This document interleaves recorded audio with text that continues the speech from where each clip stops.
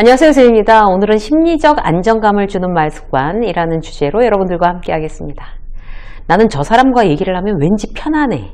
안정감이 느껴져. 그런 기분이 드는 경우 있죠, 여러분. 그런 사람이 따로 있어요. 근데 그런 사람과는 어때요? 계속 얘기를 하고 싶어요. 뭔가 이제 힘든 일이 생기면 그 사람이 이제 떠오르는 거죠. 가서 같이 얘기했으면 좋겠다, 이렇게. 나이 먹을수록 사실 그런 선배가 되고 싶어요. 어떻게 내가 듣고 어떻게 내가 말을 해야 상대는 안정감을 느낄까요? 특히 조직에서는 심리적 안정감이 대단히 중요합니다. 조직의 성과를 내는 핵심 요소이거든요. 구글에서 3년 동안 이제 연구에서 발표한 자료에 보면 그래요. 높은 성과를 내는 팀들은 심리적 안정감이라는 어떤 그런 요소가 강력했다라는 이제 분석 결과가 나와 있어요. 내가 결국 심리적 안정감이 있도록 말하고 행동하면 모두에게 시너지가 난다는 얘기가 되겠죠. 어디 조직뿐이겠어요. 집에서도 마찬가지. 가족이 내가 하는 말 때문에 안정감을 느낀다고 가정해 보시자고요. 얼마나 다른 좋은 일들이 연쇄적으로 영향을 받을까요? 아내가 남편의 말에 편안해지고 안정감을 느끼고 아이들이 엄마의 이야기에 불안했던 마음이 이렇게 다독다독 안심이 된다면 이것보다 더 좋은 일이 뭐가 있겠습니까?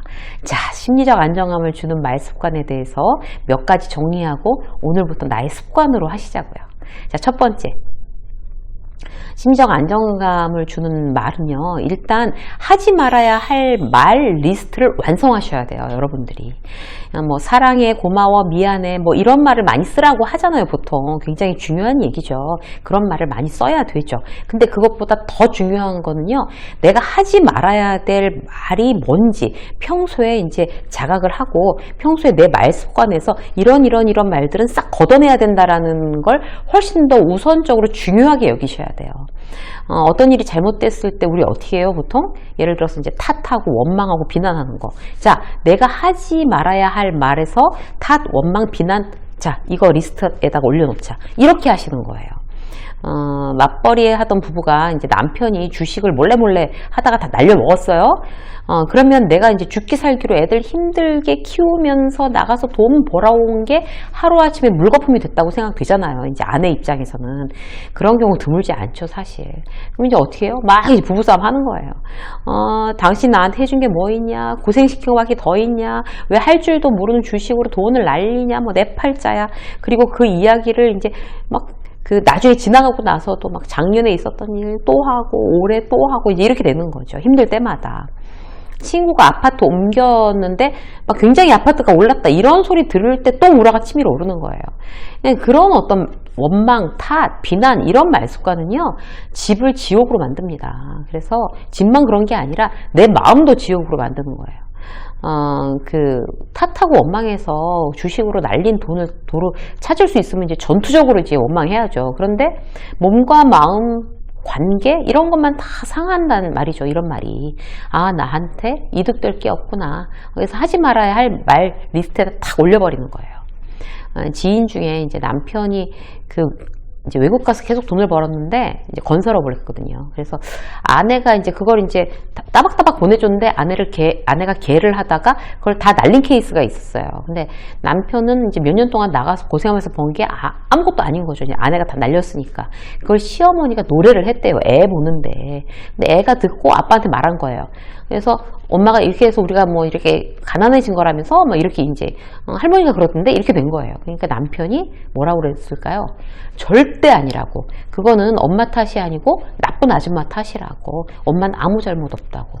자, 남편이 그런 원망이나 탓 이런데 정말 하지 말아야 할 리스트에 올려놓은 그런 훌륭한 남편이었던 거죠. 그래서 그 가정은 어때요? 돈은 잃었지만 단란하게 굉장히 사는 거예요. 근데 그렇게 해서 탓하고 원망하면 단란하지도 않고 돈도 잃고 이렇게 되는 거죠. 굉장히 중요한 거고요. 자, 여러분들 하지 말아야 할 내 말 리스트 이제 작성해 보시고요. 자, 두 번째. 심리적 안정감을 주는 말은요, 상대가 무슨 말이 듣고 싶을까 생각해서 이야기하는 거예요. 상대의 마음을 읽는 말 습관이 굉장히 중요하죠. 동료가 머리 파마했어요. 30만 원 줬대요. 근데 뭔가 웨이브가 이쁘지 않아. 그게 속상한 거죠. 막 속상해서 내 머리 이상하지, 이거 웨이브 이상하지 않니? 막 이렇게 얘기하면 무슨 말이 듣고 싶어서 그럴까요? 보고서 그냥 뭐 그냥 평범하긴 한데 이제 그렇게 얘기하면 안 되는 거죠. 저 친구는 무슨 말이 듣고 싶을까? 야, 돈이 30만 원짜리라서 그런가? 되게 품이 있어 보인다. 왠지. 이왕한 거 어떡하겠어요. 예, 그 웨이브가 뭔가 좀 품위가 있어 보여. 라고 이야기를 해주는 게 그 사람이 듣고 싶은 말에 정확하게 이야기해 주는 거예요. 아주 뭐 머리가 뭐 상했다거나 뭐 아주 머리가 이상해졌으면 이거 안 되겠어. 가서 컴플레인 걸고 환불을 받든 다시 해야 되겠어. 이렇게 얘기해 주지만 그렇게 그냥 마음에 안 들게 웨이브가 나왔다고 해서 이제 우리가 환불을 하지도 못하는 상황, 그런 애매한 상황이 이제 미용실에서는 종종 있잖아요. 어쩔 수 없는 상황에서 괜찮다고 해주는 거예요. 그냥 듣고 싶은 말을 해주십시오. 자, 부모님이 이제 편찮으셔서 병원에 입원했다고 쳐요. 연로하신 부모님이 자식한테 돈 많이 써서 어떡하니, 속상하다, 빨리 퇴원하자, 여기 더 있어봐야 뭐 노인네들 뭐가 더 좋을 일이 있니, 막 이러면서 막 또 푸념하고 타령을 했다고 쳐요. 그러면 그 부모님은 무슨 얘기를 듣고 싶은 걸까요? 그걸 이제 자식은 이제 알아야 되는 거죠. 부모님은 자식들 돈 쓰는 게 마음이 불편한 거예요. 그러면 부모 마음을 편안하게 하는 말, 부모가 듣고 싶은 말을 생각해서 이야기를 하는 거죠. 아우, 이만하게 너무 다행이에요. 정말 감사한 일이에요. 생각했던 것보다 병원비도 많지 않아요. 그 연세에 아주 튼튼하시대요. 이 정도 회복 속도는 원래 평소에 건강관리를 잘해서 그러시대요. 아주 그냥 장수하실 거래요. 얼마나 좋아? 이 얘기를 하는 거예요. 그게 부모님이 듣고 싶은 이야기.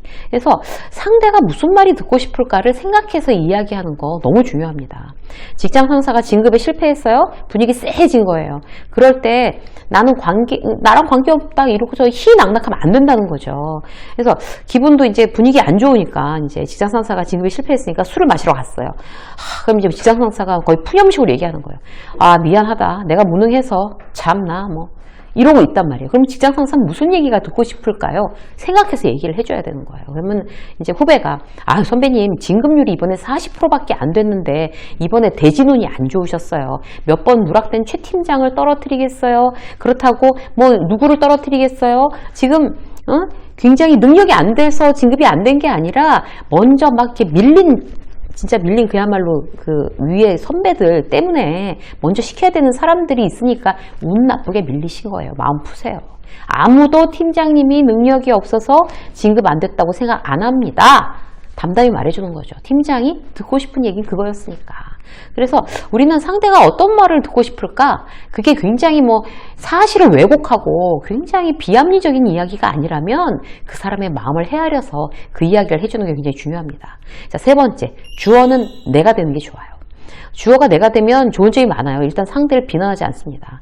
직원한테 얘기할 때 넌 도대체 몇 번 얘기했는데 똑같은 실수를 반복하냐, 이렇게 막 얘기하는 거. 거래처에 그런 미스커뮤니케이션으로 컴플레인이 도대체 들어온 게 몇 번이야. 이런 어떤 상황이 벌어졌으면 정신을 어디다 두고 일하냐, 대리나 돼가지고 왜 그렇게 정신을 안 차려, 후배들한테 창피하지도 않냐, 내가 몇 번을 말했냐, 이렇게 그야말로 그 실수한 후배가 주어가 되는 말, 비난이 되는 말이죠. 근데 내가 주어가 되면요, 그 비난을 딱 걷어낼 수가 있어요. 나는 김대리가 같은 실수를 반복하는 것이 나는 아주 많이 걱정된다. 이게 내가 주어가 되는 말이에요. 다른 후배들도 점점 늘어나고 진급도 해야 되는데 선배에 대한 신뢰감이 떨어지면 입지가 점점 줄어들 수밖에 없는 회사의 상황을 내가 예상이 돼서 내가 정말 걱정이 돼. 그래서 내가 지난번 알려준 매뉴얼대로 커뮤니케이션에 매번 긴장해서 활용하면 훨씬 더 좋아질 수 있어. 또 이런 일이 생기면 그때는 김대리한테 페널티를 줄 건데 나는 그러고 싶진 않아. 이렇게 얘기하는 거죠. 그래서 내가 주어가 되면 김대리에 대한 어떤 그런 걱정과 염려를 하는 거지 그 사람을 비난하지 않을 수 있어요. 아이한테도 마찬가지. 게임하다 밤을 새웠어요. 너 그래가지고 공부가 되냐? 아직도 정신 못 차리냐? 세상이 커서 뭐가 되려고 그래? 이게 아니라 엄마는 참 많이 걱정이 된다. 혹시 공부에 집중 못할 고민이 있는 게 아닌지, 게임에 그토록 매달리는 이유가 따로 있는 건 아닌지 엄마한테 얘기해 준다면 고맙겠어.